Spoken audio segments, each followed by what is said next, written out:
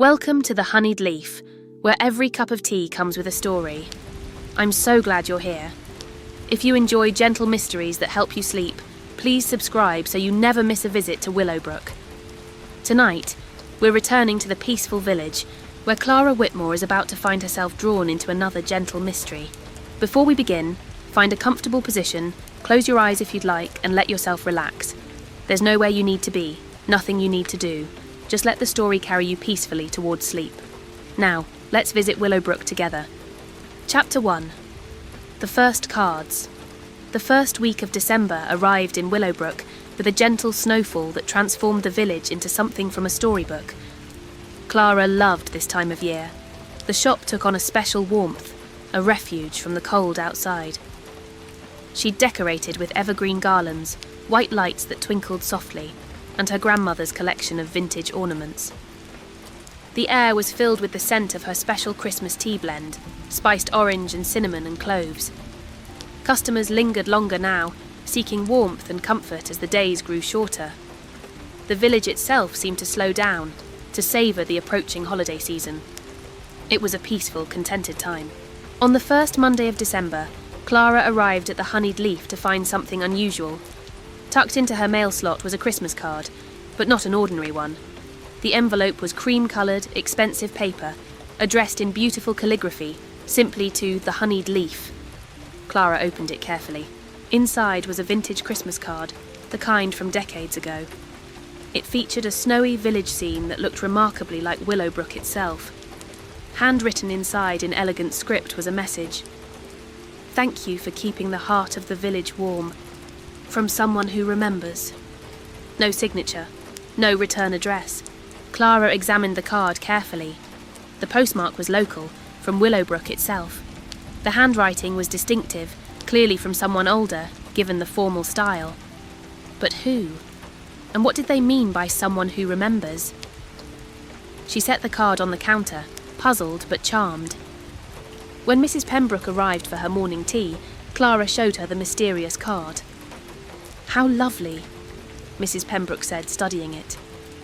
"That handwriting style is quite old-fashioned. Someone from my generation, I'd guess, or perhaps even older. And this vintage card, it must be from the 1950s or 60s. Do you recognise the handwriting?" Clara asked. Mrs. Pembroke shook her head. "I'm afraid not, though there's something familiar about it that I can't quite place. The message is intriguing. Someone who remembers. Remembers what, I wonder?" Throughout the day, Clara showed the card to other customers, but no one recognised the handwriting. Everyone agreed it was charming and mysterious. Several people commented on how the vintage card's snowy village scene did indeed resemble Willowbrook. "Perhaps it's actually a card of our village from long ago," old Tom Fletcher suggested. "There were artists who came through in the old days, painted local scenes." The next morning, Tuesday, brought another card. Same cream envelope, same beautiful calligraphy addressing it to the Honeyed Leaf. This card was also vintage, featuring carolers in old-fashioned dress. The message inside read, "In 1952, this shop was the village post office.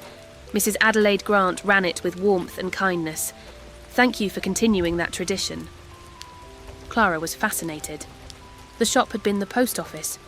She'd known the building was old, but she didn't know its specific history. She immediately thought of Eleanor Hartwell, the village historian. Eleanor would know about this. That afternoon, Eleanor stopped by and examined both cards carefully. "How wonderful," Eleanor said. "Yes, this building was indeed the post office from 1948 to 1967. Adelaide Grant was the postmistress. Lovely woman. I remember her from my childhood. She did run it with great warmth. Everyone in the village would stop by, not just for mail, but for conversation, for connection. When she retired, the post office moved to a larger location, and this building became a shop. It's been various things over the years, but you're right, it has always been a gathering place. Adelaide would be pleased to know that tradition continues." "Do you recognise this handwriting?" Clara asked. Eleanor studied the cards. "I don't, I'm afraid, but clearly this is someone who knew Adelaide, who remembers the village as it was decades ago. Someone older, with a good memory and a sentimental nature. How many cards have you received?"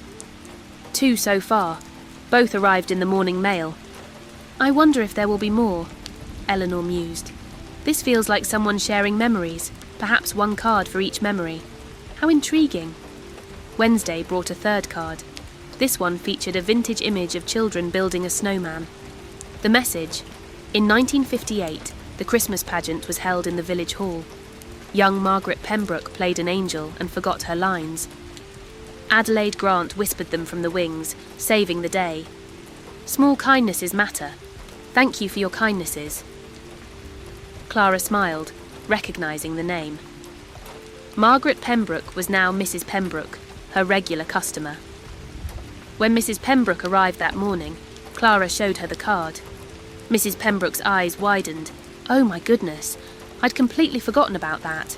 I was 7 years old, so nervous. I did forget my lines, and yes, Mrs. Grant whispered them to me from backstage. I was mortified at the time, but she was so kind about it afterward. Told me everyone forgets sometimes that what mattered was I kept going. Mrs. Pembroke looked at the card with wonder. Who could possibly remember this? It was over 60 years ago. And who would know to connect it to this shop? To Adelaide Grant? Someone who was there, Clara said. Someone who remembers both you and Adelaide. Someone older, clearly. But who? Mrs. Pembroke studied the handwriting again. I wish I could place this script. It's familiar in some way, but I can't identify it. The mystery deepened. Thursday's card featured a vintage Christmas tree. The message: in 1963, the village lost power during a snowstorm on Christmas Eve. Adelaide Grant opened the post office and built a fire. She invited anyone who needed warmth. 20 villagers spent Christmas Eve here, sharing stories and songs. Community is built in moments of need. Thank you for building community. This card resonated with everyone who heard about it. The image of villagers gathering here in this very room decades ago during a Christmas emergency. I remember that storm, old Tom Fletcher said when he came in and heard about the card. I was a young man, just married. Our cottage did lose power. We didn't come here, we stayed home, but I heard about Adelaide opening up. It was talked about for years after. She was a special person. Do you recognise the handwriting? Clara asked hopefully. Tom studied the card. Can't say I do, but whoever's writing these certainly has a good memory, and they're taking time to remind us of the good people and good moments from the past. It's a gift, really. By Friday, word of the mysterious cards had spread through the village. People stopped by the honeyed leaf specifically to see them. Clara had displayed all 4 on the mantel, creating a small exhibition. Friday's card featured vintage children sledding. The message: in 1969, Adelaide Grant organised the first village Christmas market. She believed in bringing people together, in celebrating community. She retired soon after, but the tradition continued. Thank you for keeping traditions alive. So these cards are all about Adelaide Grant, Beatrice observed when she stopped by. About her kindness and her role in the community. And they're being sent to this shop because it was her post office. But who's sending them? And why now? Perhaps someone who knew her well, Sophie suggested. Someone who wants to honour her memory, who wants the current generation to know about her. But why anonymously? Clara wondered. Why not simply come in and share these stories in person? Eleanor, who had joined the conversation, said thoughtfully, perhaps the sender is quite elderly or housebound. Perhaps writing these cards is their way of participating in the community when they can't be physically present. Or perhaps they're shy or private. Some people prefer to give gifts without recognition. That evening, after the shop closed, Clara sat with the 5 cards, studying them carefully. The handwriting, the choice of cards, the specific memories shared. There was something deliberate about this. Not just random reminiscences, but carefully chosen stories that all illustrated the same themes: kindness, community, tradition, helping others. Someone was trying to convey something. But what? And who? Saturday brought the 6th card. Vintage bells and holly. The message: Adelaide Grant's husband died young, leaving her a widow at age 44. She never remarried. She poured her love into this community instead. She showed that purpose and meaning can be found in service to others. Thank you for understanding this. This card felt more personal somehow, more emotional. Clara read it several times, thinking about Adelaide Grant, this woman she'd never met who had run her shop as a post office decades ago. A woman who had faced loss and turned it into service, who had made this place a heart of community, who had cared for the village with devotion. It was humbling to think she was continuing that legacy, even unknowingly. That afternoon, Lily from Midnight Baker stopped by with fresh pastries. She'd heard about the mysterious cards and wanted to see them. She read through all 6 carefully, then said something that surprised everyone. These read like someone saying goodbye. What do you mean? Clara asked. The tone, Lily said. They're honouring someone from the past, but there's something final about them. Like the sender is preserving memories before they're lost, making sure Adelaide Grant is remembered, making sure you know the importance of what you're doing here, continuing her work. That's rather melancholy, Mrs. Pembroke said. But I think Lily might be right. There is something elegiac about these messages. The 7th card arrived Monday morning, a vintage card showing a church at Christmas. Adelaide Grant believed every person mattered. She remembered birthdays, asked about grandchildren, noticed when someone was struggling. In 1964, when Mr. Thomas lost his wife, Adelaide made sure he wasn't alone at Christmas. Small attentions to those who are lonely change lives. Thank you for seeing people. Clara was deeply moved by this one. It captured something she tried to do in her own way at the Honeyed Leaf, to truly see people, to notice, to care. To know that Adelaide Grant had done the same thing in this same space decades ago, created a sense of connection across time. Tuesday's card. In 1960, Adelaide Grant started a tradition. On Christmas Eve, she would leave the post office door unlocked and a light in the window. Anyone who needed a place to go, to sit quietly, to not be alone could come. She understood that Christmas can be hard for some. Thank you for being a place of refuge. This information gave Clara an idea. What if she did something similar this year? Left the shop open on Christmas Eve for anyone who needed a place to be. She'd have to think about it. Wednesday's card showed a vintage family gathering. Adelaide Grant died in 1995, at age 87. Her funeral was attended by the entire village. She had no children, but she was survived by hundreds who considered her family. She is buried in St. Mary's churchyard. Some legacies are measured not in bloodlines but in lives touched. This card, the 9th, felt significant. It told them when Adelaide had died and where she was buried. Clara, Mrs. Pembroke, Eleanor and Beatrice decided to visit her grave that afternoon. They walked to St. Mary's churchyard together, through the December cold. They found Adelaide Grant's headstone in the older section. Simple granite, elegant. Adelaide Margaret Grant, 1908-1995, postmistress, friend, remembered with love. The stone was well maintained, someone had been tending it. Fresh flowers, not quite wilted, sat in a small vase. Someone visits her regularly, Eleanor observed, even after all these years. Perhaps that's our card sender. They stood in the quiet churchyard, thinking about Adelaide Grant, about the life she'd lived, about the impact one person could have on a community. We should have a memorial of some sort, Mrs. Pembroke said. Something at the shop, acknowledging its history. A small plaque, perhaps, honouring Adelaide and what she created there. Chapter 2, Deepening Mystery. Thursday brought the 10th card, vintage image of a snow-covered lane. The sender of these cards is Adelaide Grant's daughter, though not by birth, by choice and love. Adelaide took in a frightened young woman in 1952 and became the mother she'd lost. These memories are precious. Sharing them here, where Adelaide made her life's work, feels right. This card changed everything. The sender was someone Adelaide had taken in, had mothered, had raised as her own daughter.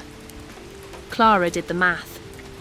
If this happened in 1952, the sender would now be in their late 80s or early 90s. That explained the formal handwriting, the vintage cards, the style of the messages.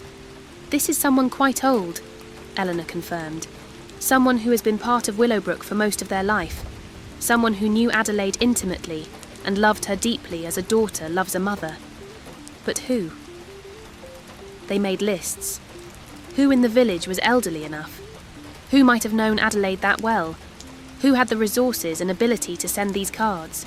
The village had several residents in their 80s and 90s, but many were in care facilities or no longer mobile. Some had dementia or other conditions that would make this kind of coherent, sustained correspondence unlikely. Friday's card. In 1952, a young woman came to Willowbrook, running from an abusive marriage, with nowhere to go and no one to turn to. Adelaide Grant provided sanctuary, asked no questions, offered only safety and kindness.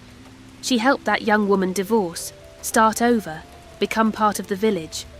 That woman has never forgotten. Kindness to strangers is sacred. Thank you for your welcoming spirit. This is autobiographical, Beatrice said immediately. The sender is talking about themselves. They came to Willowbrook in 1952 as a young woman fleeing abuse. Adelaide helped them escape, start a new life. So they'd be in their late 80s or early 90s now, Clara calculated. And they've lived here ever since, for over 70 years. They're part of the fabric of the village, yet we can't identify them from these clues. Saturday's card showed a vintage home at Christmas. Adelaide Grant never spoke publicly of the woman she helped escape. She protected her privacy, her chance to begin again without shame or judgment. That woman learned from her example. Privacy, discretion, and quiet kindness are gifts. Thank you for respecting boundaries. The sender was explaining why they remained anonymous. They valued privacy, just as Adelaide had protected theirs decades ago. They were continuing Adelaide's example of quiet kindness without seeking recognition. It was beautiful, but it made identifying them even more difficult. Sunday brought no card. The mail didn't run on Sundays. But Monday, the 14th card arrived. A vintage church interior, candles glowing. Adelaide Grant found faith not in buildings, but in service. She showed that devotion is measured in daily kindnesses, in faithful attention to others' needs. She lived her beliefs. Thank you for doing the same. This card had a spiritual quality that the others had lacked. Perhaps the sender was particularly religious. Perhaps they attended St. Mary's Church regularly. Clara mentioned this to Reverend Peters when he stopped by for tea. He read through all 14 cards carefully. Beautiful, he said. These are love letters, really. To Adelaide, to the village, to the idea of community itself. As for the religious aspect, many of our older parishioners would write this way. It doesn't narrow it down much, I'm afraid. Tuesday's card. In 1965, Adelaide Grant advocated for the village library. She believed everyone deserved access to books, to knowledge, to escape through stories. She donated money anonymously to make it happen. Quiet generosity shapes communities. Thank you for your generosity of spirit. Emma, who ran the village bookshop, was fascinated by this information. I didn't know Adelaide was behind the library. The official records just say an anonymous benefactor. How wonderful to learn it was her. But how would the card sender know it was anonymous? Clara asked. They must have been very close to Adelaide, in her confidence, to know her anonymous donations. Wednesday's card showed vintage children with gifts. Adelaide Grant always remembered the children. At Christmas, she would quietly ensure that every child in the village received at least one gift. Some families struggled. Adelaide made sure no child was forgotten. See the children. Thank you for seeing everyone. This was perhaps the most touching card yet. The image of Adelaide secretly ensuring every child had a Christmas gift. The sender clearly wanted to honour not just Adelaide's public kindnesses, but her private generosity. Thursday brought a card with a vintage woman reading. Adelaide Grant taught her adopted daughter to read, to think independently, to value education. She believed women deserved the same opportunities as men. She gave her daughter the courage to build a life of independence and purpose. Thank you for understanding that everyone deserves a chance to grow. This was deeply personal. The sender was sharing how Adelaide had shaped them, had given them education, independence, a foundation for a full life. Friday's card featured a vintage winter landscape. Adelaide Grant never remarried after her husband died because she chose to dedicate herself to raising her adopted daughter and serving her community. She showed that there are many ways to live a meaningful life. She showed that love takes many forms. Thank you for understanding this. Clara read this card several times. Adelaide had been widowed young, had chosen not to remarry. had instead focused on raising the woman she'd taken in and serving Willowbrook. It was a life of purpose and service, different from traditional expectations, but no less full or meaningful. Saturday's card. In 1987, when Adelaide Grant became ill, she was cared for by the daughter she had saved in 1952. The woman Adelaide had given sanctuary to spent 8 years caring for her until her death in 1995. Debts of love and gratitude are repaid across lifetimes. Thank you for your caring heart. So the sender had not only been Adelaide's adopted daughter, but had also been her caretaker in her final years. They had spent 8 years caring for the woman who had once saved them. It was a profound act of devotion and gratitude. The 20th card arrived on Monday of the 3rd week of December, a vintage card showing a village at twilight. These cards are a way of keeping Adelaide Grant alive in community memory. The sender is old now, in the winter of life. When the sender is gone, Adelaide will be forgotten unless others remember. This is a gift to her and to you. Remember the good people. Tell their stories. Thank you for receiving this gift. Clara felt tears prick her eyes. The sender was old, possibly ill, worried about Adelaide being forgotten. These cards were an act of preservation, of love, of hope that Adelaide's legacy would continue through Clara and the honeyed leaf. Tuesday's card. The sender wishes they could visit the honeyed leaf but cannot leave home easily. The sender sends these cards as a way of visiting, of connecting with the place Adelaide loved. Thank you for allowing this connection. So the sender was homebound. That explained why they didn't simply come to the shop and share these stories in person.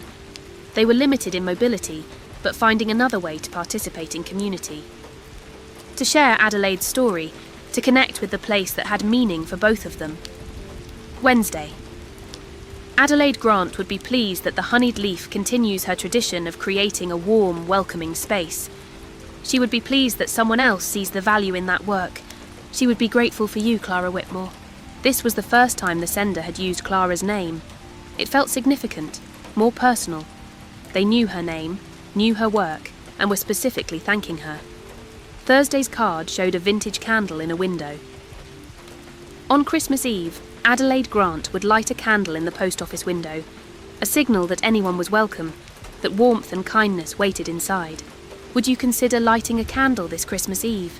Continuing her tradition, the sender would be grateful to see it. So that was what the sender wanted, for Clara to light a candle on Christmas Eve, as Adelaide had done. To signal welcome and refuge, to continue a tradition that had lapsed when Adelaide retired. Clara decided immediately. Yes, she would do this. Friday's card. There will be 25 cards total, one for each day until Christmas. Each holds a memory, a lesson, a gift. The final card will arrive Christmas Eve. Thank you for receiving all of them with grace. 25 cards.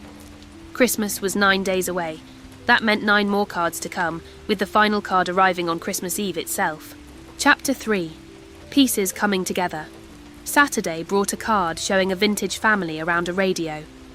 In the 1950s and 60s, the post office was where people came for news. Adelaide Grant would have the radio on, share information, help people understand the changing world. She was a bridge between times. Thank you for bridging past and present.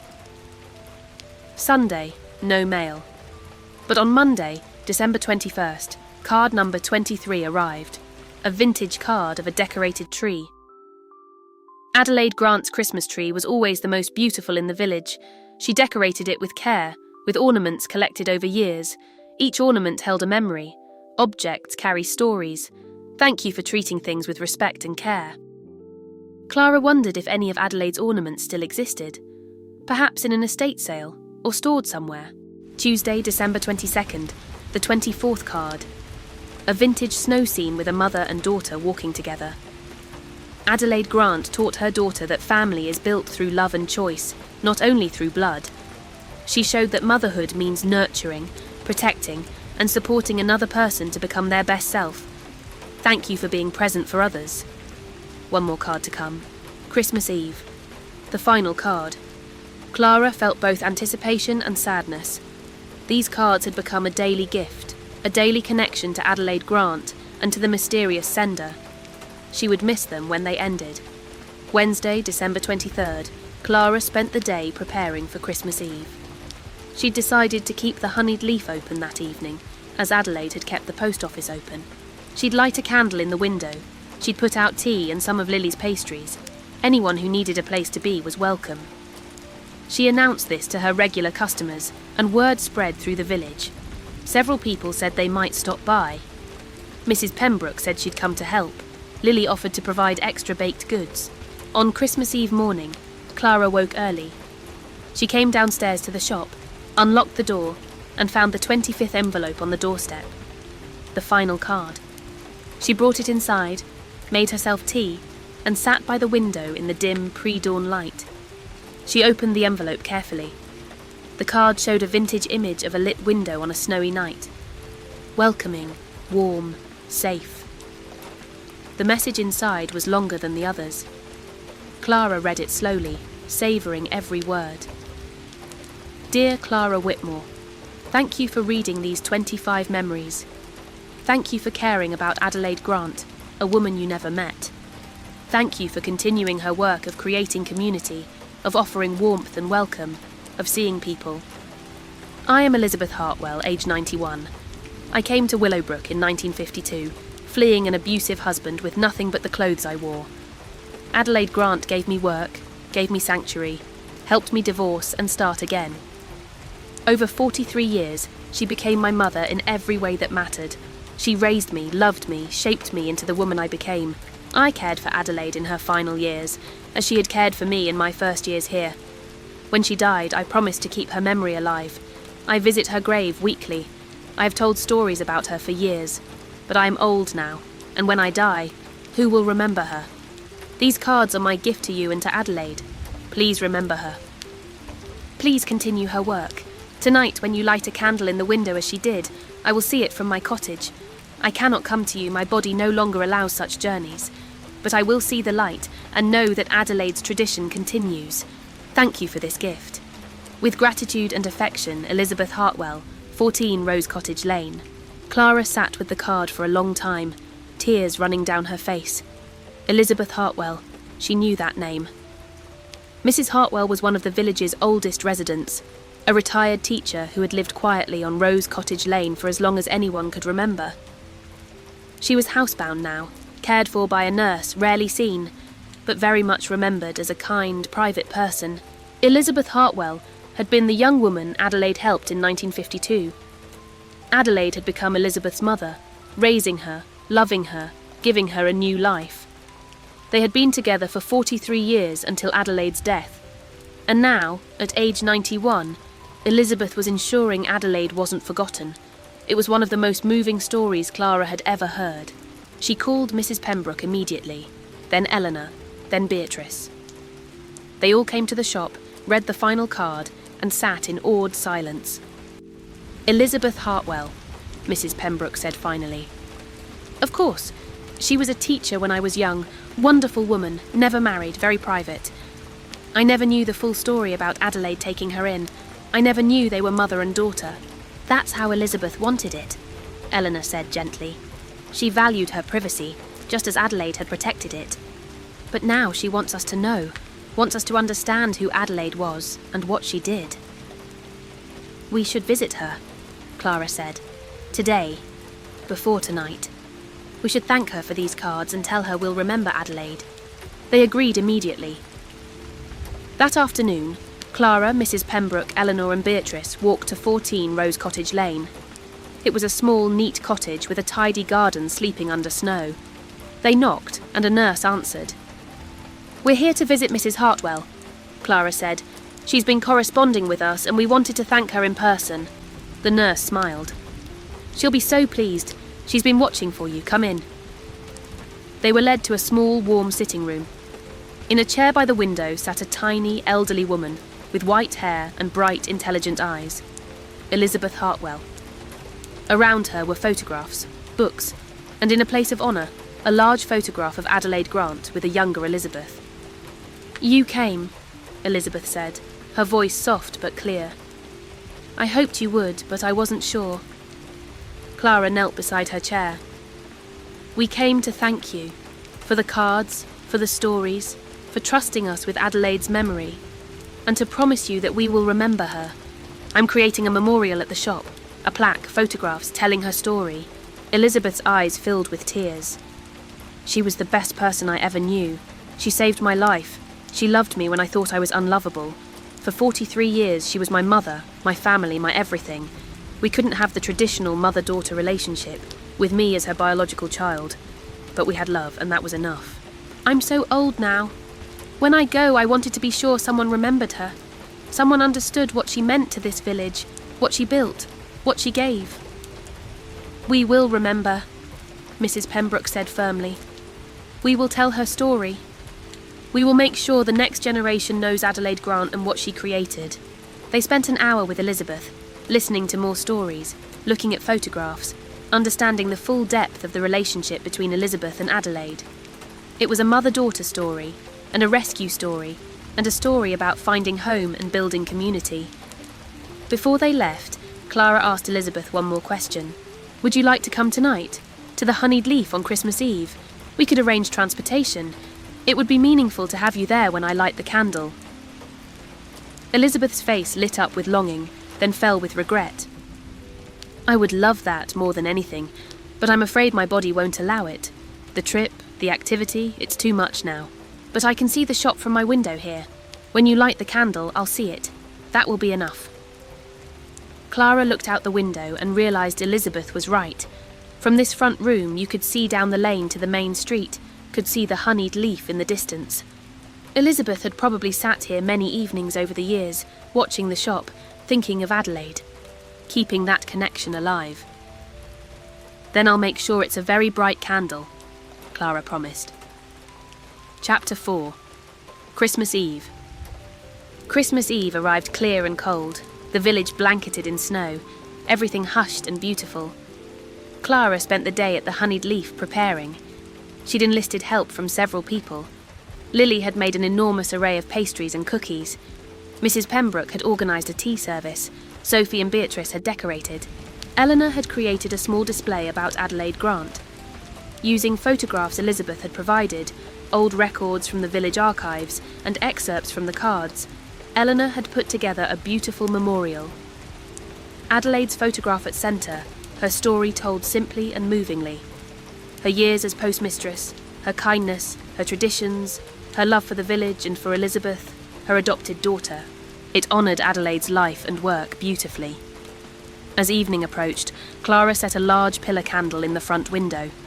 She would light it at 6 o'clock as darkness fell. She hoped Elizabeth would be watching.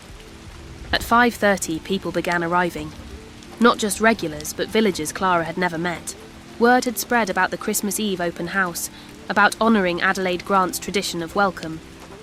Old Tom Fletcher came with his daughter and grandchildren, the Winters family, Anne and Lily, the vicar, Reverend Peters, Emma from the bookshop, Dr. Matthews, Mr. and Mrs. Chen from the grocery, families with children, elderly residents, some with caregivers. The shop filled with warmth and conversation and laughter, and the smell of tea and cinnamon. At 6 o'clock, Clara called for quiet. Everyone gathered around as she lit the large candle in the window. The flame caught, glowed bright and steady, sending light out into the dark Christmas Eve. 70 years ago, Clara said, Adelaide Grant began a tradition. On Christmas Eve, she would light a candle in this window to signal that everyone was welcome here. That anyone who needed warmth, company, or simply a place to be could come in. She kept that tradition for nearly 20 years. Tonight, we're reviving it. In honour of Adelaide and in gratitude for all she gave to this village, Clara gestured to Eleanor's display. Please, take time to learn about Adelaide Grant. Read her story. Remember her. People moved to the display, reading, looking at photographs, some wiping tears. Mrs. Pembroke stood before Adelaide's photo for a long time, remembering the woman who had whispered her lines to a frightened 7-year-old so many years ago. Old Tom stood quietly, remembering the snowstorm and Adelaide's generosity. Others who had never known Adelaide learned about her for the first time, discovering the history of this building, the traditions it held, the kindness that had been practised here. Outside, snow began to fall gently, adding to the magic of the evening. Inside, the candle burned bright in the window, visible for blocks. Clara hoped Elizabeth could see it, hoped she knew that Adelaide's tradition was being honoured, that her memory lived on. Around 7 o'clock, something unexpected happened. The door opened and a wheelchair was pushed carefully inside. Elizabeth Hartwell, bundled in a thick coat and blankets, eyes bright with determination. Her nurse behind her smiling. The room fell silent. Elizabeth looked around at the gathered villagers, at the warm, welcoming space, at the candle burning in the window. Then her eyes found Adelaide's photograph on the display. Tears streamed down her face. Clara rushed over. "Mrs. Hartwell, you came." "I had to," Elizabeth said, her voice trembling. "When I saw that candle light up, saw how bright it was, saw all these people gathered here, I couldn't stay away. Adelaide's tradition, alive again. I had to be here for this." Clara wheeled Elizabeth to a place of honour near the fireplace, near Eleanor's display. People gathered around her, thanking her for the cards, for sharing Adelaide's story. Mrs. Pembroke knelt beside the wheelchair. "Thank you for remembering," she said simply. "Thank you for reminding us of the good people who came before." Elizabeth smiled through her tears. Adelaide was so good, so kind. This place was her heart. She would be so happy to see this, to see you all gathered here, to see her tradition continuing. Throughout the evening, people took turns sitting with Elizabeth, listening to her stories about Adelaide, about the post office days, about Christmas Eves past. She told them about the Christmas of 1963 when the power went out, and Adelaide built the fire and welcomed everyone. About the children Adelaide had quietly helped at Christmas. About the library donation. About Adelaide's evening walks through the village checking on people. Each story added depth to the portrait of Adelaide Grant. Children listened wide-eyed as Elizabeth described Christmas pageants from 60 years ago. Teenagers heard about Adelaide's belief that everyone deserved access to books and knowledge. Adults learned about quiet generosity and faithful attention to community needs. Elizabeth was, in her own way, completing the work she'd begun with the cards. She was ensuring Adelaide would be remembered not just as a name on a plaque, but as a full, complex, generous human being who had shaped this village in lasting ways. Around 8 o'clock, carolers who had been going through the village stopped at the honeyed leaf. They stood outside the window, near the candle, and sang. Their voices carried through the cold night air, beautiful and clear. Inside, everyone gathered at the windows to listen. Elizabeth sat with Adelaide's photograph in her lap, holding it gently, tears streaming down her face. "She loved Christmas carols," Elizabeth whispered to Clara. "We would stand at the post office window and listen to the carolers every year. I'm doing that now, listening with her. Can you understand?" "I understand," Clara said gently, putting her arm around Elizabeth's thin shoulders. After the carolers moved on, Elizabeth asked to be taken to see the rest of the shop. Clara wheeled her around, showing her the tea collection, the cosy seating areas, the small touches that made the space welcoming. Elizabeth touched things gently, reverently. "This was the main room of the post office," she said. "The counter was there. Adelaide's desk was here by the window. She could see everyone who came in, could greet them by name. That corner, that's where the Christmas tree always stood." She was overlaying her memories onto the current reality, seeing both the past and present at once. "It's different now, but the feeling is the same. Warmth, welcome, safety. Adelaide would approve. She would be so proud of what you've created here, Clara." As the evening drew toward 9 o'clock, Elizabeth was tiring. Her nurse suggested they should go home. Elizabeth agreed reluctantly. Before she left, she asked Clara for one more thing. "Could I have a moment alone? Just me and Adelaide's photograph?"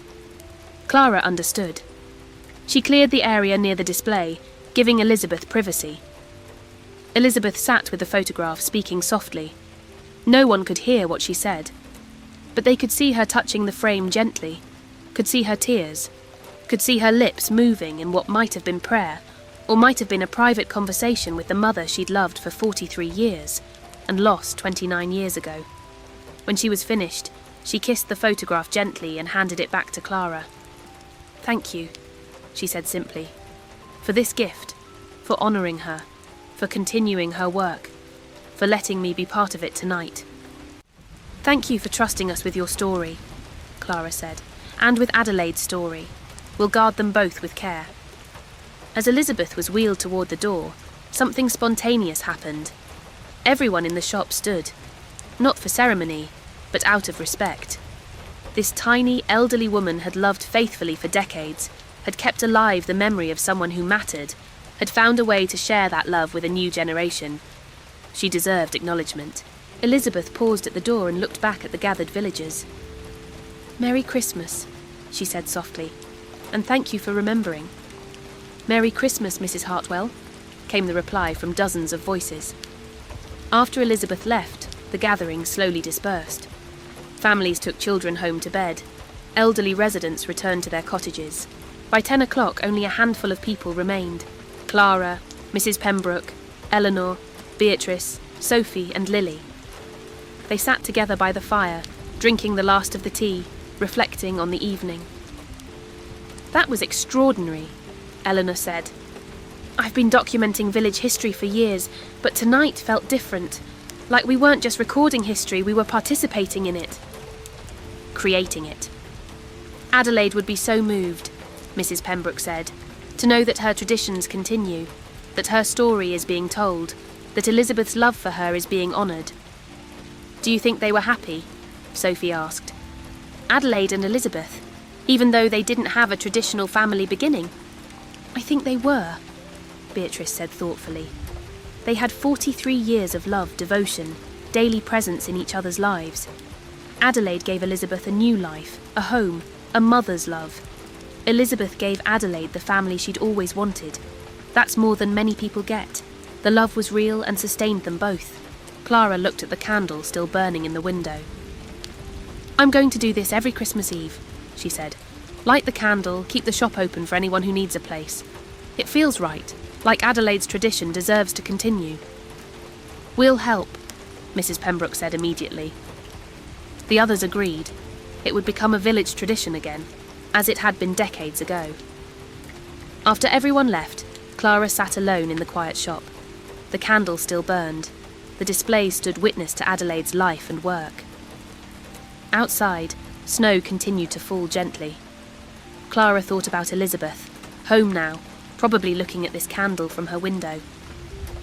She thought about Adelaide, buried in St. Mary's churchyard under snow. She thought about love that endures across decades, about chosen family and the bonds we create, about traditions that bind communities together, about the importance of remembering the people who came before. She thought about how one person's kindness could echo through generations. Before she went upstairs to bed, Clara wrote a note. She would mail it to Elizabeth tomorrow. "Dear Mrs. Hartwell, thank you for coming tonight. Thank you for the 25 cards. Thank you for trusting us with Adelaide's story and with yours. We will remember. Every Christmas Eve, when I light the candle in the window, I will think of Adelaide and of you. I will remember the love you shared, the community you both built, the traditions you kept alive. You said you were worried that when you're gone, Adelaide would be forgotten. I promise you that will not happen.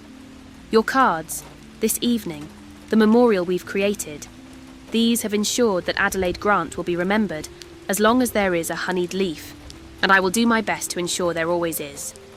You have given us a gift beyond measure, not just the story of one woman's kindness, but an example of faithful love, of devotion, of remembering what matters.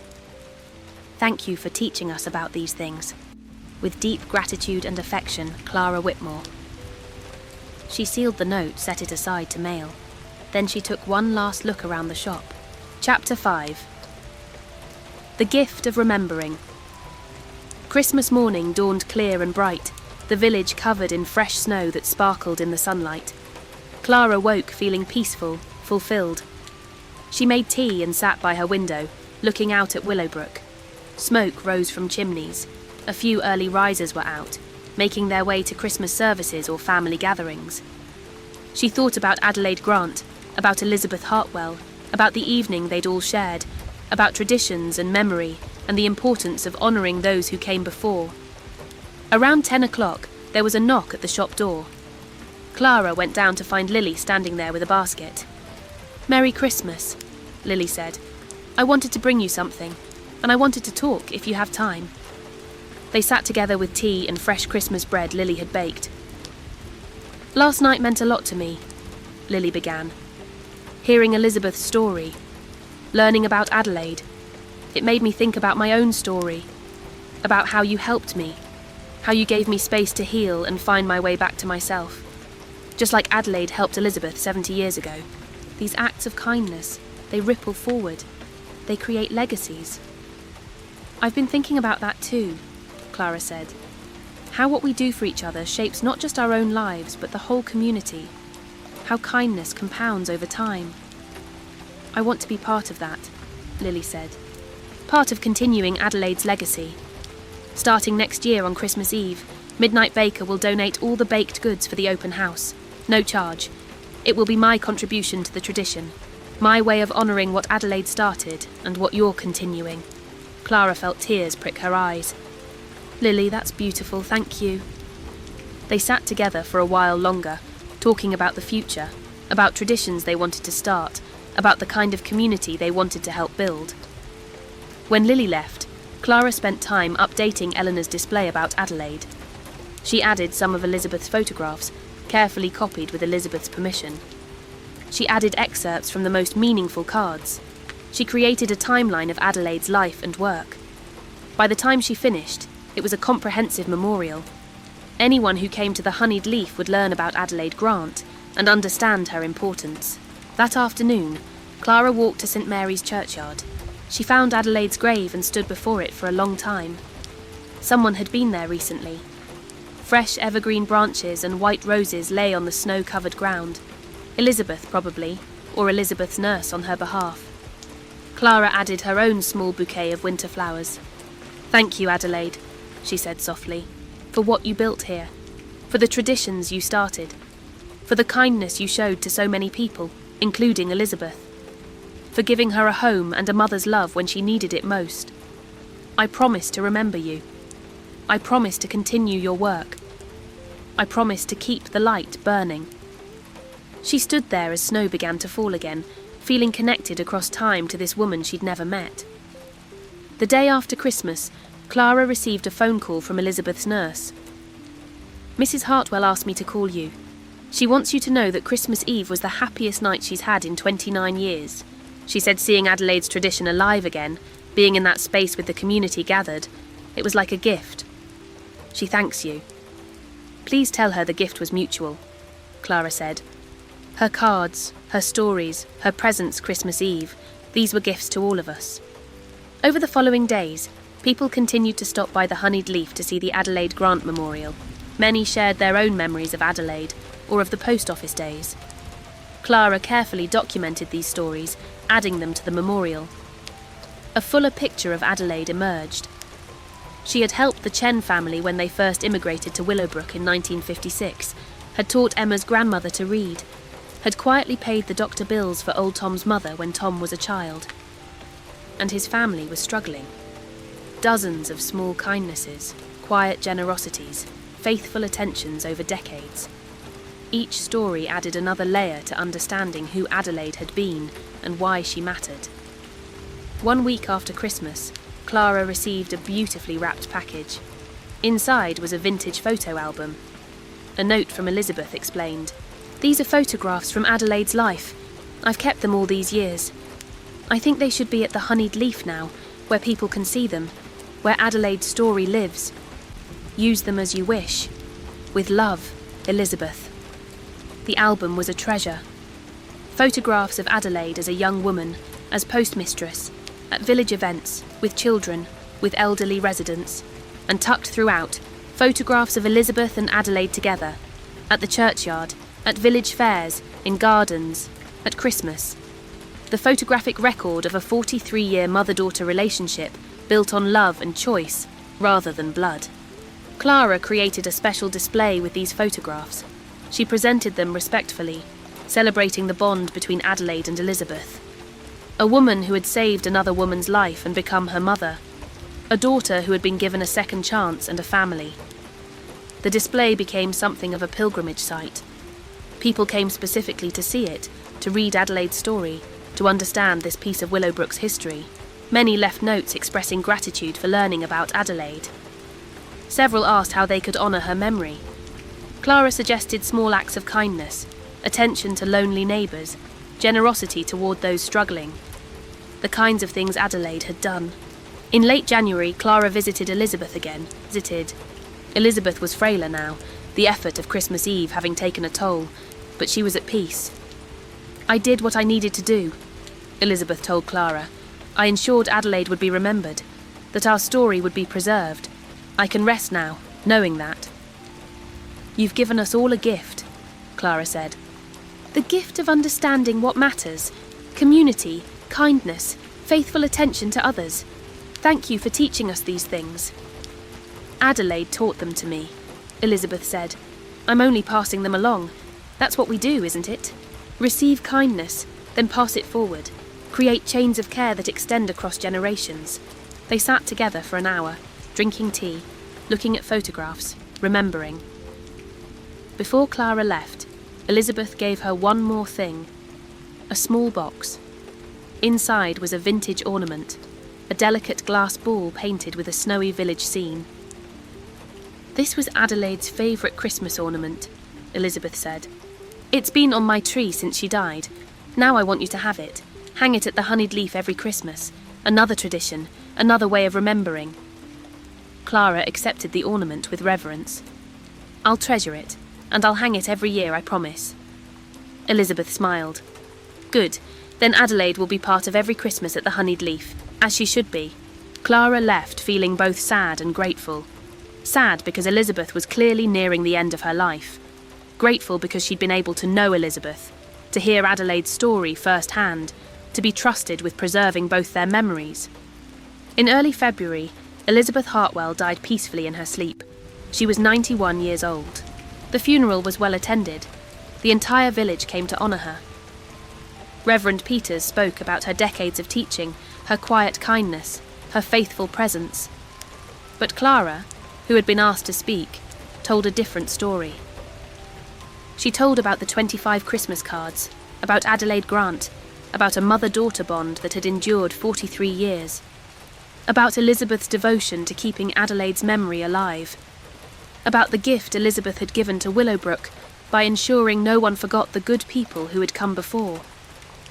There were tears throughout the church. Many people had known Elizabeth for decades without knowing her full story. Now they understood the depth of her love, the faithfulness of her remembering, the quiet heroism of her long life. Elizabeth was buried in St. Mary's churchyard, next to Adelaide Grant. Their headstones side by side, mother and daughter together in death, as they had been in life. Clara arranged for Elizabeth's headstone to read, "Elizabeth Hartwell, 1933-2025, teacher, daughter, faithful rememberer, reunited with Adelaide." At the burial, Clara placed white roses on both graves. "Thank you both," she whispered, "for everything you taught us. We'll remember. We promise." That spring, Clara organised a dedication ceremony at the honeyed leaf. The village commissioned a beautiful brass plaque to be mounted on the wall. It read, "This building served as Willowbrook Post Office from 1948 to 1967. Adelaide Grant, postmistress, made this a place of warmth, welcome and community. Her traditions of kindness continue. She is remembered with love by her daughter Elizabeth and by all of Willowbrook, 1908-1995. Below it, Clara added the vintage ornament under glass in a small display case. Adelaide's favourite ornament, the one Elizabeth had cherished for 29 years, now permanently displayed as part of the memorial. The dedication ceremony was simple but moving. Eleanor spoke about Adelaide's role in village history. Mrs. Pembroke shared memories of Adelaide's kindness. Old Tom talked about the Christmas storm and Adelaide's generosity. And Clara read excerpts from Elizabeth's cards, ensuring Elizabeth's voice was part of honouring Adelaide. As spring turned to summer and summer to fall, the memorial at the honeyed leaf became an established part of the village. Visitors to Willowbrook often stopped to read about Adelaide Grant. School children came on field trips to learn about the village's history, and every day regular customers paused before the memorial, remembering Adelaide, thinking about kindness and community and what it means to truly care for others. Clara kept Elizabeth's photograph album at the shop, carefully preserved. She would show it to anyone interested, telling the story of Adelaide and Elizabeth's remarkable relationship. A woman who had rescued another and become her mother. A daughter who had been given everything and repaid it with devotion. It was a story about chosen family, about love that transcends blood, about the power of kindness to transform lives. As autumn arrived and the year turned toward Christmas again, Clara began preparing for the second annual Christmas Eve open house. She would light Adelaide's candle in the window. Lily would provide baked goods. The community would gather. The tradition Adelaide had started 70 years ago, that Elizabeth had helped revive, would continue.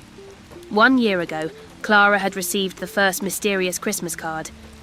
Now she understood its full significance. Those 25 cards had been a gift beyond measure. Not just information about the past, but a lesson about what matters. About remembering the good people who shape our communities. About honouring the bonds we create through choice and love. About continuing traditions that bind us together.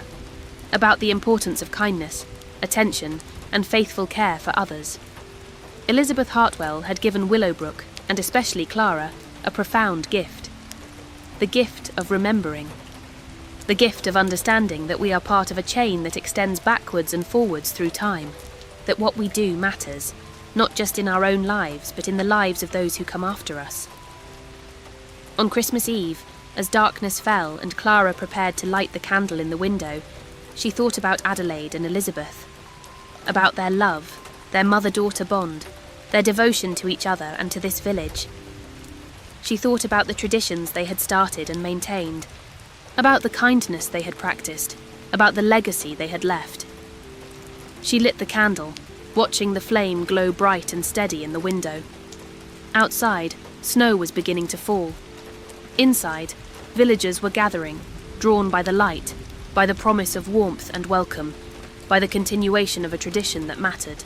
Clara stood by the window for a moment, looking out at the snowy village. She imagined Adelaide standing in this same spot 70 years ago, lighting a similar candle. She imagined Elizabeth watching from her cottage, seeing that light, knowing Adelaide was thinking of her. And she imagined both of them now, together wherever they were watching this candle burn, seeing the tradition continue, knowing they were remembered. "Thank you," Clara whispered, "for everything you taught us, for the traditions you started, for showing us what family means, what community means. We remember you, both of you, always."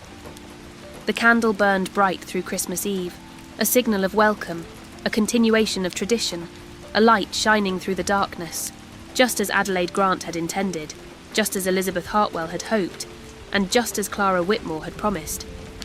The gift of remembering had been given and received, and it would be passed forward year after year, generation after generation. As long as there was a light in the window of the honeyed leaf. Thank you for visiting Willowbrook tonight and sharing Adelaide and Elizabeth's story. Sometimes the greatest bonds are those we choose, the families we build through love and kindness. Sometimes the most important traditions are the simplest ones, a candle in a window, a warm welcome, faithful remembering. May you carry that warmth with you into sleep. Rest well, dear friend. Until we meet again at the honeyed leaf, good night.